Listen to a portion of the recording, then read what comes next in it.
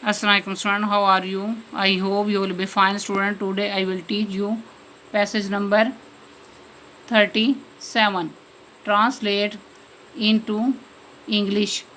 Student, now let us start. First sentence. ये सर्दियों की एक रात थी। इस सेंटेंस के एंड पर लफ्ज़ थी दिया गया है। इस सेंटेंस को इंग्लिश में ट्रांसलेट करने के लिए इट के साथ वाज को यूज़ करना है। इस सेंटेंस को इंग्लिश में इस तरह ट्रांसलेट किया जाएगा, it was a winter night. Next sentence, हम सो रहे थे। इस सेंटेंस के एंड पर लफ्ज़ थे दिया गया है। इस सेंटेंस को इंग्लिश में ट्रांसलेट करने के लिए वी के साथ वर को यूज़ करना है। इस सेंटेंस को इंग्लिश में इस तरह ट्रांसलेट किया जाएगा, वी वर एज़लीप। नेक्स्ट सेंटेंस, यकायक किसी ने दरवाज़ा खटखटाया। इस सेंटेंस के एंड पर लफ्ज़ दरवाज़ा खटखटाया दिया गया है। इस सेंटेंस को इंग्लिश में ट्रांसलेट करने के लिए पास्ट इंडेफिनिट टेंस को यूज़ करना है। इस सेंटेंस को इंग्लिश में इस तरह ट्रांसलेट किया जाएगा, all of a sudden someone knocked at the door. Next sentence, मैं और मेरे वालिद उठ बैठे। इस सेंटेंस के एंड पर लफ्ज़ उठ बैठे दिया गया है। इस सेंटेंस को इंग्लिश में ट्रांसलेट करने के लिए पास्ट इंडेफिनिट टेंस को यूज़ करना है। इस सेंटेंस को इंग्लिश में इस तरह ट्रांसलेट किया जाएगा, my father and I walk up. Next sentence, हमने सोचा ये कोई चोर होगा। इस सेंटेंस के दो हिस्से हैं। सेंटेंस के पहले हिस्से में लफ्ज़ हमने सोचा दिया गया है। इस हिस्से को इंग्लिश में ट्रांसलेट करने के लिए पास्ट इंडेफिनिट टेंस को यूज़ करना है। सेंटेंस के दूसरा हिस्सा, ये कोई चोर होगा, इस हिस्से को इंग्लिश में ट्रांसलेट करने के लिए मॉडल वर्ब माइट के साथ बी को यूज़ करना है। इस सेंटेंस को कंप्लीट इंग्लिश में इस तरह ट्रांसलेट किया जाएगा, we thought that he might be a thief. Next sentence, इसलिए हमने बंदूक ले ली और दरवाजे पर आ गए। इस सेंटेंस के दो हिस्से हैं। सेंटेंस के पहले हिस्से में हमने बंदूक ले ली, इस हिस्से को इंग्लिश में ट्रांसलेट करने के लिए पास्ट इंडेफिनिट टेंस को यूज़ करना है। सेंटेंस का दूसरा हिस्सा, और दरवाजे पर आ गए, इस हिस्से को इंग्लिश में ट्रांसलेट करने के लिए पास्ट इंडेफिनिट टेंस ही यूज़ करना है।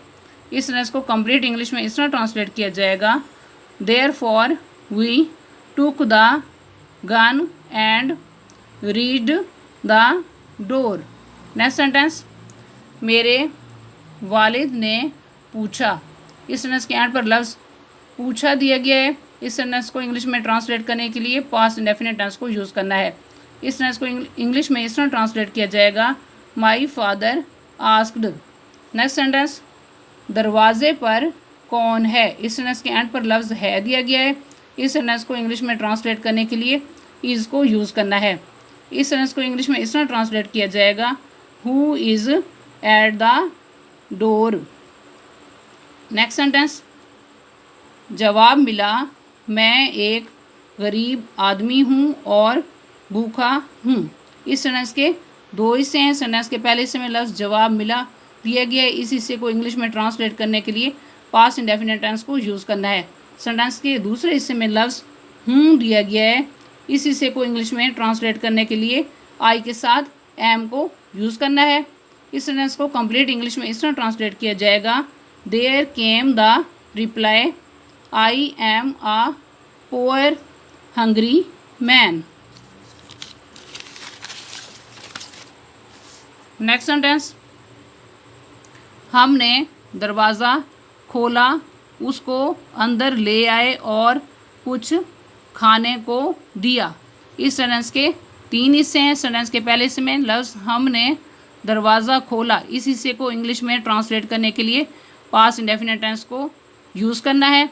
सेंटेंस का दूसरा हिस्सा, उसको अंदर ले आए, इस हिस्से को इंग्लिश में ट्रांसलेट करने के लिए पास्ट इंडेफिनिट टेंस को यूज़ करना है। सेंटेंस का तीसरा हिस्सा, और कुछ खाने को दिया, इस हिस्से को इंग्लिश में ट्रांसलेट करने के लिए पास्ट इंडेफिनिट टेंस ही यूज़ करना है। इस सेंटेंस को कंप्लीट इंग्लिश में इस तरह ट्रांसलेट किया जाएगा, we open the door, we took him inside and gave him something to eat. Next sentence, उसने हमारा शुक्रिया अदा किया और चला गया। इस सेंटेंस के दो हिस्से हैं। सेंटेंस के पहले हिस्से में लफ्ज़ उसने हमारा शुक्रिया अदा किया, इस हिस्से को इंग्लिश में ट्रांसलेट करने के लिए पास्ट इंडेफिनिट टेंस को यूज़ करना है। सेंटेंस का दूसरा हिस्सा और चला गया, इस हिस्से को इंग्लिश में ट्रांसलेट करने के लिए पास्ट इंडेफिनिट टेंस ही यूज़ करना है। इस सेंटेंस को कंप्लीट इंग्लिश में इस तरह ट्रांसलेट किया जाएगा, he thanked us and went away. Student, आज का लेक्चर यहाँ कंप्लीट हुआ। I hope you will be understood this lecture. Okay, Allah Hafiz.